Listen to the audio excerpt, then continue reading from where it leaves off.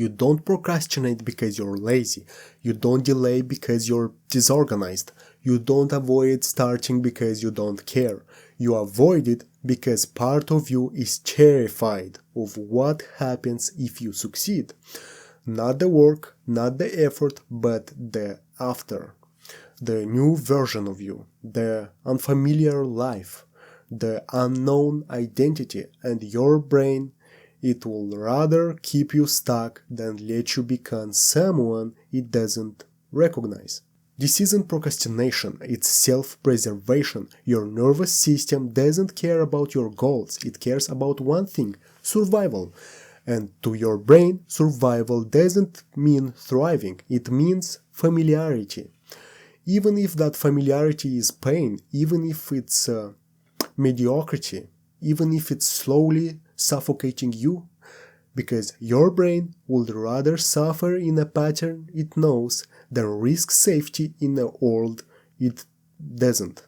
So why change feels like death even when you want it? Your identity is built on your past, not your potential. You've spent years, maybe decades, being the one who struggles, the one who's behind, the one who never quite gets it right. That identity, it's not just a story, it's a neuronal network, a belief system, a survival strategy. And if you change, that identity dies. And your brain, it doesn't distinguish between physical death and identity death.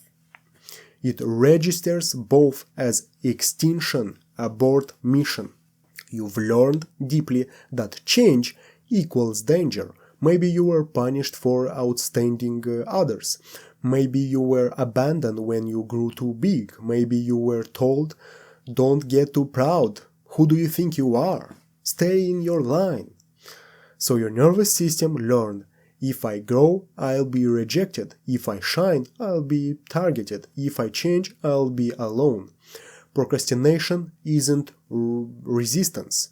It's loyalty to the version of you that learned, stay small, stay safe.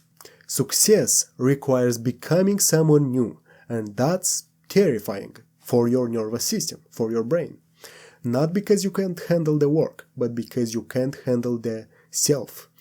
Who will you be when you're confident, when you're seen, when you're no longer the struggle? The person is a stranger, and strangers, even the ones living inside you, feel unsafe. This is why you keep hitting pause even when you're desperate to play. You're not broken, you're in a silent war between the life you want and the self you've always been. And your old self, it's not going down without a fight. It will sabotage, distract, delay, not to hurt you, but to protect you from the terrifying freedom of becoming more. So how to move through it? Not by forcing change, but by honoring the fear. Name it. Next time you procrastinate, don't shame yourself. Whisper, you're scared. You're trying to protect me from becoming someone unfamiliar. Thank you, I see.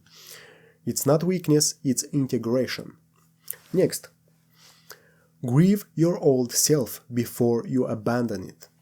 You're not just changing habits, you're letting go of an identity. Write a letter to the old you. Say, thank you for keeping me safe. I'm not leaving you behind, I'm just making space for more. You can't become new until you honor what you're living. Start with micro shifts, not overhauls. Your brain doesn't need you to transform, it needs proof. Change won't kill me, and that change is needed. Do one tiny thing differently. Wear something that feels too bold. Say one sentence you'd normally swallow. Small acts of newness without punishment teaches your brain we can evolve and still be safe. You're not failing at change, you're succeeding at survival, just in the old version of the game. Now It's time to update the rules, not by fighting yourself, but by finally, gently letting yourself become who you were always meant to be. Even if it scares you, especially if it scares you, because the person you're becoming, they're waiting on the other side of your fear. And they're worth the grief, worth the trembling, worth the pause, worth the becoming. You're not procrastinating, you're standing at the edge of who you were and who you're brave enough to become. And that's not failure. That's the most sacred king of courage.